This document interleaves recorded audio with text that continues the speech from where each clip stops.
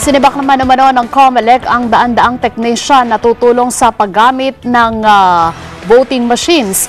Ayon ito sa legal team ni Senadora Grace Poe. Pinabulaan na naman ito ng COMELEC at Smartmatic. Si Mayan Corvera sa detalye. Ibinunyag ngayon ng legal team ng kampo ni Senador Grace Poe ang ginawang pagsibak ng Commission on Election sa daan-daang technicians na mag-a-assist sa paggamit ng vote counting machine.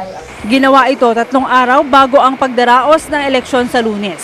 Ayon kay Attorney George Garcia, head ng legal team ni Poe, nakatanggap sila ng reklamo mula sa mga technicians dahil sa pagkakatanggal sa kanila pero walang ibinigay na dahilan.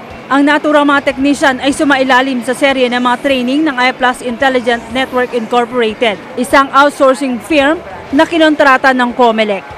Nabatid na pumirma na ng kontrata ang mga technician kaya nakapagtatakang tinanggal sila ng COMELEC. Pangamba ng kampo ni Poe, posibleng bahagi ito ng paghahanda ng COMELEC para sa gagawing pandaraya. Pero pinabulaan na ng COMELEC at Smartmatic na may tinanggal na VCM technicians.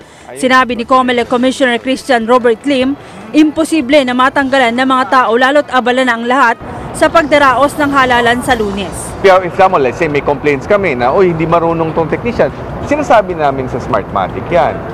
Pero nowhere anytime this week? Na kami mismo magtatanggal? Hindi pwede. Sa statement na ipinadala sa Eagle News ng Smartmatic, nilinaw na hindi nagtanggal ng tauhan ang kanilang subcontractor na iPlus. Gayunman, ilan sa mga ito ang hindi tinanggap dahil sa hindi nakapasa sa kinakailangang pagsusulit. Na-turn over na rin lahat ng Smartmatic sa COMELEC, ang mga VCM at ang mga BEI at election officers ang magpapatakbo sa mga makina.